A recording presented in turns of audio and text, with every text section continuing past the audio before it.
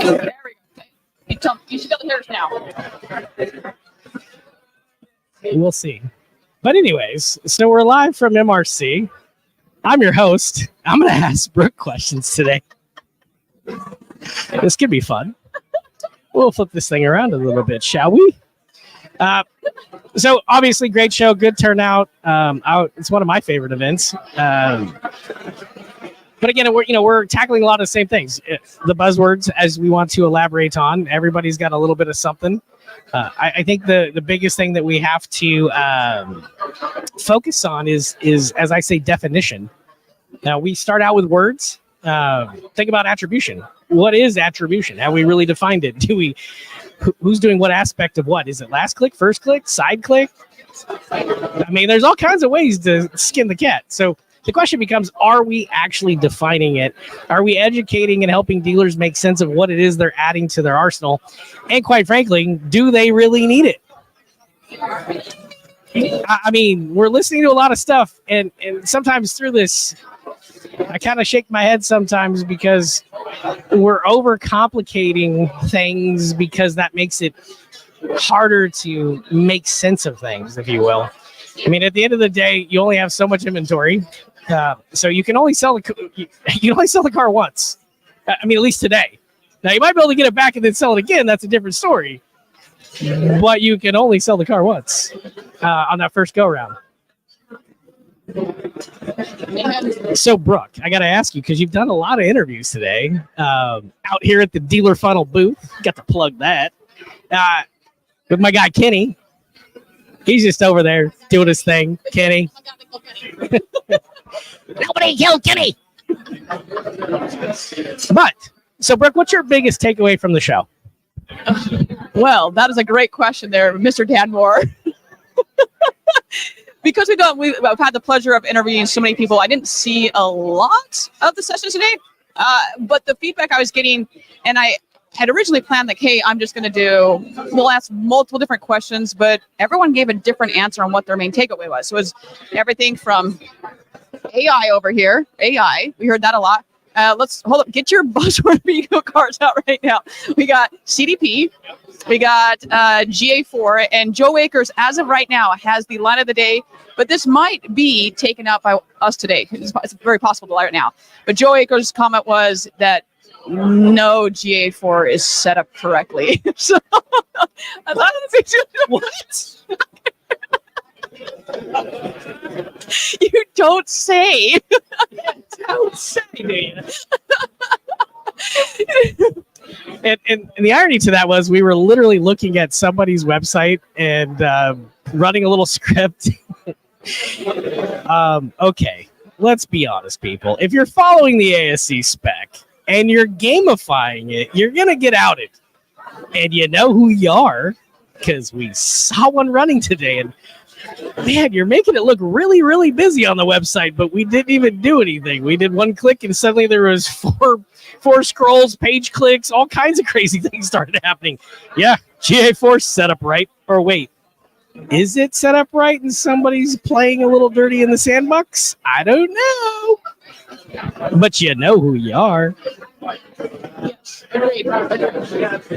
gonna get wild. Like I gotta say, all of this stuff starts to get fun and wild because there's those that toe the line and try to do the right thing, and then there's that are trying to get ahead, and it's like, who wins this one? No,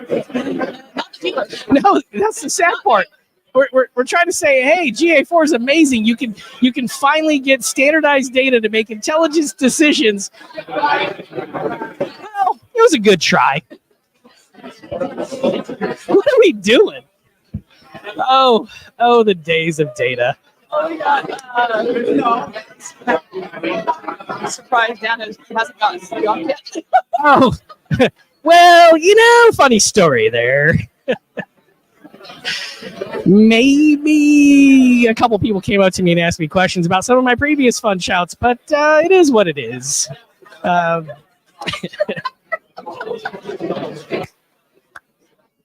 Yeah, the truth will always set you free, or it's definitely going to crucify you. One or the other. And I'm dancing the line right now. I got to tell you guys, it's like a tightrope. Somebody's going to call me out. Yeah. I mean, yeah. I watch a session and I listen to, oh, well, we use X. Okay. And X is helping me make decisions. I'm like, well, X has skin in the game in a couple different ways. So who are they really helping make a decision? Well, I would say also who owns your data at that point. So if you're, here, I'll take this one. Sure, Mike. That's my mic. It's got some cool stickers on it. No, but like to that point is, I don't care if it's a CDP, I don't care what it is, insert whatever at this point. But as we were talking offline and a little bit more, you all think we're crazy right now. It was got even crazier beforehand. Is what, do you own the data? Is it their data? Are they leasing some technology from another company? Because you see that so often. I know I've seen it on the websites, I've seen it on chat provider. You see it in so many different things. Now, if they are working with somebody else, that's fine. How is that flowing in? Because is that going to skew your data? And to your point, what is their end game? Is their end game to get more traffic to somewhere else and not your site, but they're in bed with somebody else? So really doing your due diligence to ask those questions to say, is this the best product for us? And not, our industry is so great that we can ask a lot of people whatever questions they may have. And Brian, pink is a new black. Yeah. By the way, let's just talk about your outfit right now, Leprechaun Man. Let's talk about this. Oh, now we're nicknaming? Yeah, Brooke's just trying to bring it out again because I was doing a Leprechaun impression for her earlier, doing this whole bit, and I can't do it because if I do it, we're gonna lose Brooke for the rest of the show. We're gonna lose me. I was like, Brooke, so you chasing the rainbow? What's at the end of that rainbow you're chasing? Yeah, it didn't. Yeah, it was fun, good times. But here's the thing. I think our challenge becomes, are we band-aiding or are we actually solving something? If you think about the consumer and you as dealers, are we solving a problem? Are we complicating something? Are we band-aiding it? I think we've got into the service scheduler conversation 20,000 different times. It's like, when you do everything else in your life, from the dentist to whatever, do you go to the scheduler or do you just get a random text that shows up on your phone and says, hey, it's been a minute. You want to go ahead and get on the books? And then you got a link and boom, you're gone, right? And it's very simple. It's not a complex experience. It's very simple, very personalized and fits it. So it's getting to the point where we're over tech. We're a little over tech, if that's even a thing. But we're building a mousetrap that's really not a mousetrap. I don't even know what kind of trap it is because it's not really working. Money trap. Ooh, money trap. Brooke just took the slogan of the day away from Joe Akers. It's a money trap. And I think that's the fundamental problem is we're hedging our bet on things that we can't even really think about. When you talk about making decisions on your marketing, well, okay, you only have so many cars, so make that decision. But you're making the decision on numbers, but those numbers are driven by those cars. So if I'm going, hey, I'm going to make a decision on my marketing, but if we took your inventory and the average, leads per piece of inventory, let's just say we're 20, and you can only sell the car once.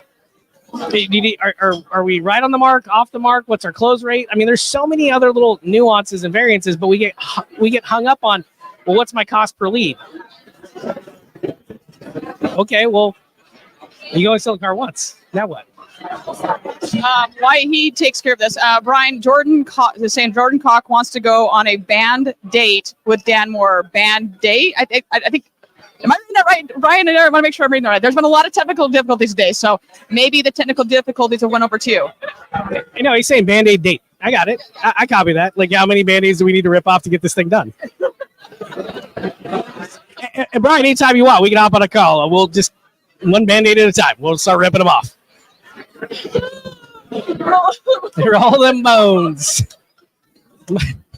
We're either rolling the bones or we're burying something out in back here today. Let me tell you this. Like I'm rolling something.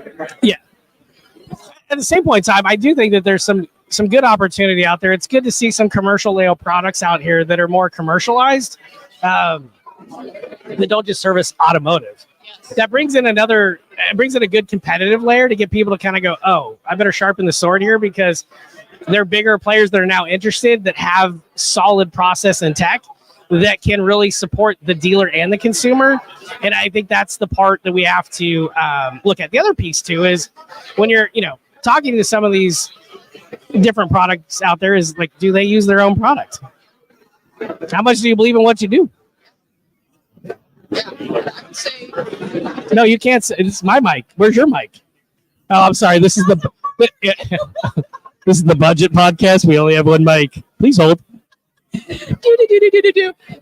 And with that, I just lastly actually thought is there's so much talk about AI, right? And the question that has to be asked every single time is one, how secure is it? Like you all know I use AI all the time. Obviously with the dealer funnel booth, they have some of the most kick-ass AI I've seen for a text ever. Like it's absolutely incredible. And knowing, okay, do we own that tech? Is there some type of guardrails on it? So if a customer, and that's like I said, and I'm not saying this because you're just here, I'm looking at this and it's the first time I've seen guardrails be put in to an extent that this text and chat is doing, where it's not going to get you in trouble because of how you guys have done it. So whatever product you're looking at, whatever service you're looking at, ask those questions about all of that to protect you. Like it's at the end of the day, it's going to come back to you. And we've got Jordan Cox saying, where did Dan get his haircut? At a barbershop. Baby. You ask, I'll answer. I think the biggest piece, and I would encourage most people, is as we kind of wrap up the year, is take inventory on here's the different products or solutions or partners that we have. What capacity are we using them? Meaning, like I'm using 50% of my CRM or whatever, start writing that down. And then one layer up is what are the gaps? Meaning, what is it, the things that we feel like we're missing? Do any of those solutions pair, partner, connect those dots? If they don't, one layer up is then finally, okay, here's what I need. And then the question before I go shopping is, do we have the people and the process in place to support before we go pull that trigger? Because a lot of the conversation too is efficiency. Are we being efficient as we're kind of heading into the season? Are we really being efficient? And I would say for the most part, we're not, because majority of what I've seen, especially from the data side, is we're buying our way out of operational efficiency. And some of you have heard me say this over and over again. It's still happening. It's still relevant. It's still happening. So as we go into the season, I think it's critical that we take a look in the mirror, do a little checkup. Here's our product set. Do we have overlap? Do we have waste? Are we, do we have the inventory to support some of the things that we're doing? When we start checking through all these different points, we start to understand and are able to draw back on our efficiencies. Yeah, that's Isn't every pod from Brooks? Yeah. I would kind of say anytime you talk to Brooke, it is unfiltered. But I will say Brooke tries to goat me more than probably anybody, because she knows that if she just gets it in that right format at the right time, it's like, whoop, I'm in, let's go. All right, to your point, Brian, I'm going to have to look over my shoulder because I'm going to get lynched somewhere along the way. But it's okay. I do it for you guys every day of the week. Got no skin in the game. That's what makes it fun. Just unplugged. Anybody got any good questions? I feel like it's question time. Somebody throw me a curveball. Or Brooke. I like Brooke when she gets uncomfortable. Well, it's going to be tough to throw you a curveball. You know everything. You're not wrong. So here, I'll go with this. So hold up. Thank you, Jordan. Thank you. And so we've got brownie points or something. What's going on? Jordan, big heart to you, buddy. Oh, well, I can't see this. What changes in marketing for? Well, Glenn, it's so good to see you, bud. We'll see you virtually here. We got what changes in marketing for next year. I think what changes in marketing next year is that, obviously inventory is starting to come in hot and heavy. Used is kind of starting to play out. So I think we have to be diligent in understanding inventory first and foremost, how the turn is going to play out, how we're sitting on levels, what's hot, what's not, and then building our strategies around that. Running the same playbook of, I'm doing paid search, I'm on the third parties, blah, blah, blah, blah, blah. You're going to get the same result, if not no result, because you have to have a strategy. You've got to be able to play the game right, understand what merch is not moving and how you can facilitate that.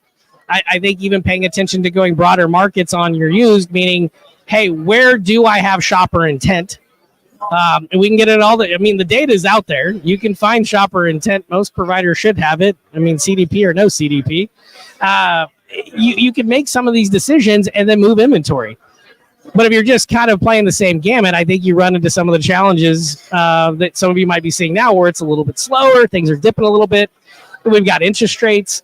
There's a lot of different things that we just have to get, what I would say, creative, or back to what we're really good at, which is paying attention to the strategy and being really good at marketing. What I mean by marketing is not the tactic, but the strategy of moving cars how we can, playing within the confines and the limitations that have been placed upon us. Good, bad, or indifferent, it is what it is. So Brian was writing in here is kicks check. So here we go. Brian, this is for you. One of the 7 pairs I brought for the, I leave on Wednesday, but there you go right there. Those are what I'm wearing. It's actually, I've had them for a while, but this is the first time that I have worn them. So just for this conference, I busted them out. So put it back on now. Whoa, here you go.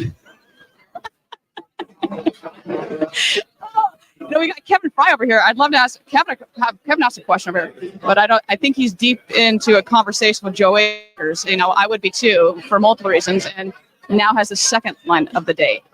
So if there's any other questions, throw them in the chat here. Otherwise, we are just going to riff right now, because that's what Dan and I do, and we're really good at it because we feed off each other, and that's not necessarily a good thing all the time. We got Jordan saying, if you had to choose between one T-Rex sized duck or 1,000 duck sized T-Rexes, what do you consider a true conversion of a web chat interaction? So what I would tell you is, you ever chased a rainbow, Jordan? Because I guarantee you on the other end of that rainbow is not a pot of gold. And my friend, no matter what the equation is, I got to keep it PC. The outcome is the outcome, and it ain't pretty. We have lost it. We have lost it. I couldn't do it. I'm trying to keep it PC. I mean, I don't want people to, get the wrong idea or the, it is what it is. No, I know. But what was Kevin's question? He's right there. You should just ask him. Nope. Where's the disconnect on lead follow-up? Okay, so I would say disconnect on lead follow-up is a couple different things. A, we're still trying to call and email the consumer when they're at work. We could start there. I mean, the data backs it up like for the last, 20 years. So if we're not texting, which is kind of why I joined the whole dealer funnel team, because it made sense. If you look at the data, the customers there at their office, they're shopping on their phone because, again, it's not work property. And with all the privacy and data and everything and all companies tightening down, I'm left to be on my personal device. I'm not using the company laptop or desktop or whatever else to do my shopping. So wouldn't it make sense to text? Oh, it would. Ta-da! I know. Sales pitch. That was real vendor pitch heavy. But hey, it's just the truth. I think that's part one. Part two is we've got to be able to have a couple different points to where it takes some of the load off the team, because you have either people kind of in fear of what's coming, so they're wrenching down on manpower, so they're making those adjustments. So tech has to kind of come in and fill the gap, if you will. So there's a couple different things around that one, Glenn, which I think is a good point. But I think we've got to change what we're comfortable with and be uncomfortable to really get the outcome. Because how many people still have form fills on their website? Why are we still doing form fills? I mean, many of them have gotten off and they're doing 100% like text, chat, whatever, or call. I think we got to get past that point. We did it because we felt like we were controlling the conversation via email and capturing customer information. But if they text you, you have their phone number. I'm just saying. How about this one about AI having the human element? You can't spell brain without AI. Well, I mean, the sad part is the human still trains the AI. So I've seen the bad, the good, the semi-crap, and all the in-betweens of that one. Follow up the customer within 7 days. You follow up until they... It's still the car business. It's pretty much follow up until they buy, die, or tell you to fly a kite. And last time I checked, texting works really good on that one. We've seen the return on that deal. I love data.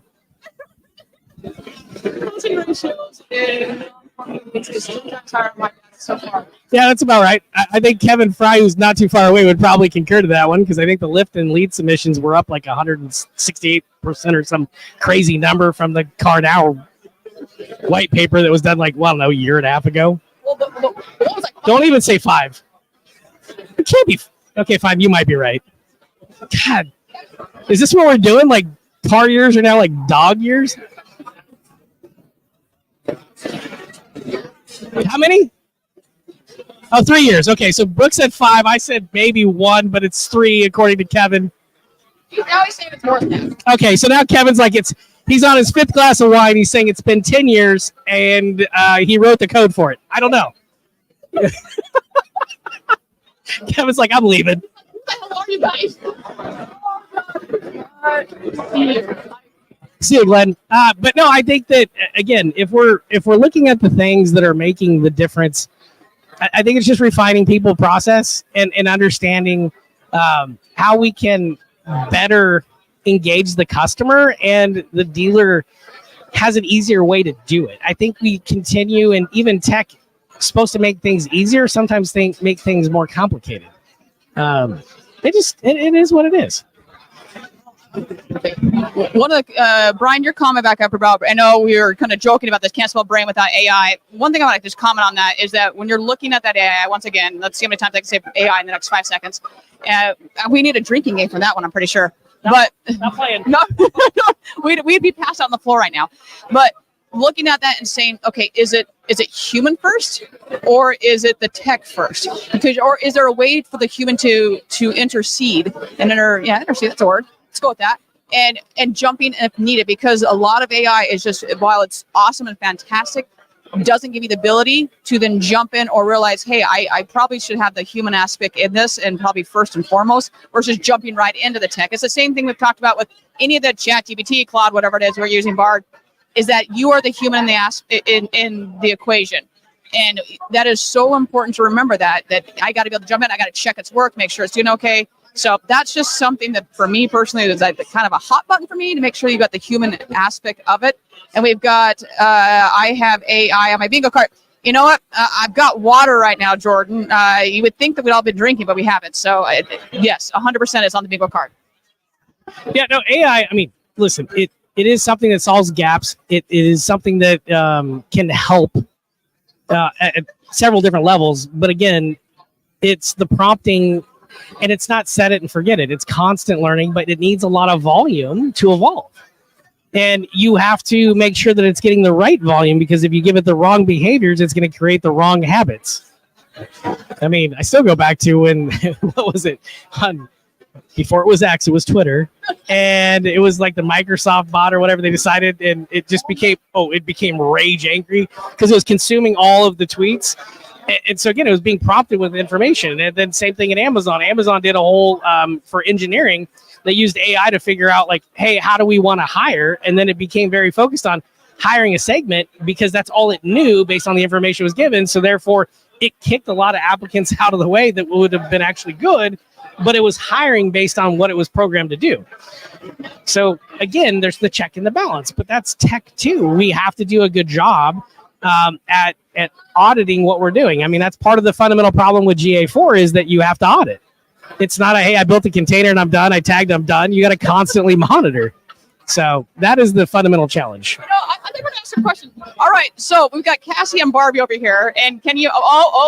We're asking any question you want. So we got to know what's a question you want to ask Dan. What question do you want to ask Dan?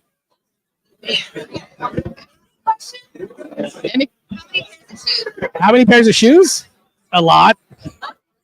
More than my wife? Is that bad? Oh, boxers or briefs? No boxers. No briefs. No boxers like the in between. I don't know, man. That's like a funky thing. Dan is the jailbroken iPhone. I mean, I have like an old iPhone mini.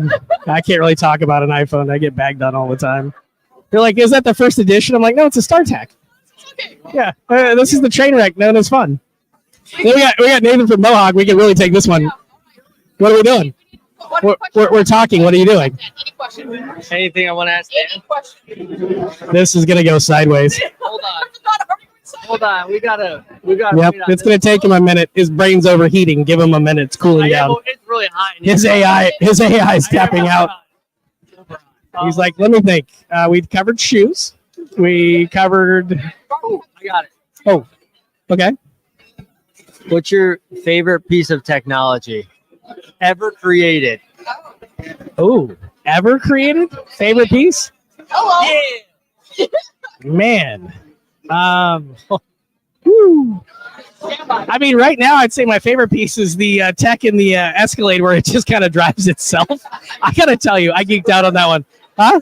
Super Cruise? I was like, Bro, it changes lanes. let me tell you- It was speeding up, let me slowing tell you down. about Super Cruise. Yep. Oh, this is gonna go off the res. So obviously, I make content, right? And I had to make. You make content?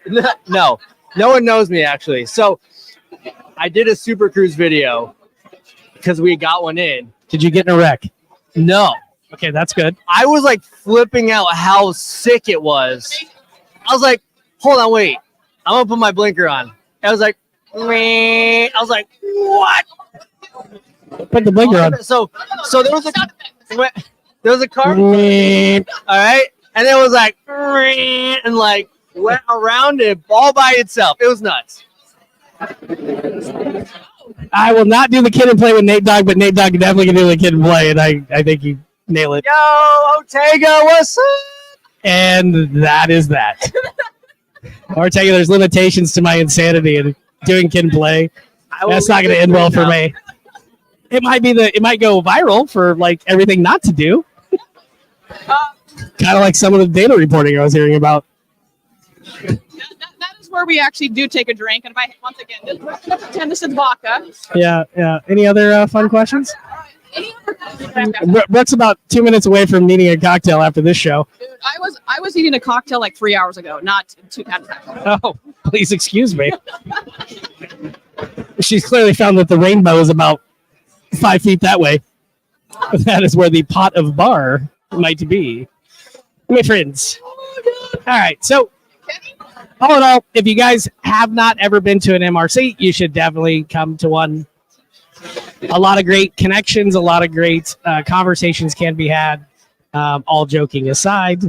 But again, I think it's important for all of us to come together and push each other to elevate our industry, to fix the things that are broken, and to have a higher standard of what it is we need to solve for collectively. And that is what I have to say today. Brought to you by Johnson & Johnson. Hi, dealer booth. No, dealer booth, dealer funnel, dealer booth. Like, man, I need sleep. I need sleep. Dealer booth is 100% what I did. And it was interesting. One of the, I can't remember who I had on. We've had like 9 interviews today, but one of the individuals just said, "Hey, I love the fact that I can come to either, this case MRC or DMSC, just because one, the level's a little bit higher on knowledge, and also it doesn't matter if you're a vendor partner, you're a dealer, you're an OEM. If we don't have the answer, which would be shocking, but no, we don't have all the answers. We can go ask another person. We can go ask that. We've got Upstart over behind or in front of us in Carnell. Let's go ask them and see if they have the answer. That's one of the things I really love about, well, obviously MRC, and then we've got DMSC next year in June, I think Brian said, and that is so big that they mixed up. It's usually May. Not. I know you think it's in May. It's not. So that's for me. Not only do I love that, but I heard. Have you been to Texas in June? Well, Have you been to Texas in June? is there in May? Yeah, it's going to be about the same. Does Swampy have anything? Because Florida's not. Arizona's pretty dry. I think we got all the questions here. And as Dan said, a huge shout out to Brian, to PCG, the entire Patch family putting this on, because it's such an incredible conference. If you've never had a chance to get out here, highly encourage it. Plus, you could get on the show and do an interview as well and check out Dealer Funnel. Sure. Come check out Dealer Funnel, or go online and interact with Dealer Funnel. If you're going out to NADA, we'd love to see you. I think pretty much almost every day is a happy hour, brought to you by Dealer Funnel, Dealer World, a few other surprise guests. It will be at the Win, and after the show, during the day, after you're done with the show and you looking for something to do in between dinners and parties and all that fun stuff, come on up to the happy hour. More to come on that. Follow us on social. Follow Brooke. She has all the info.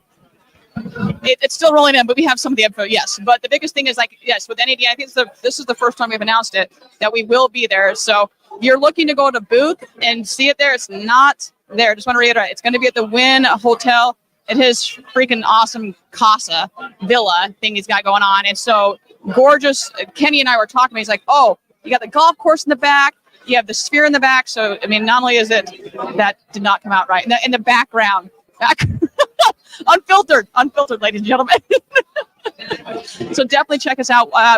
Closer to December, we'll start doing more advertising with the sign-up sheet for it. Make sure everyone has ample time to sign up. So, Dan, I think we've covered everything. Oh, we got And then some, let's be honest.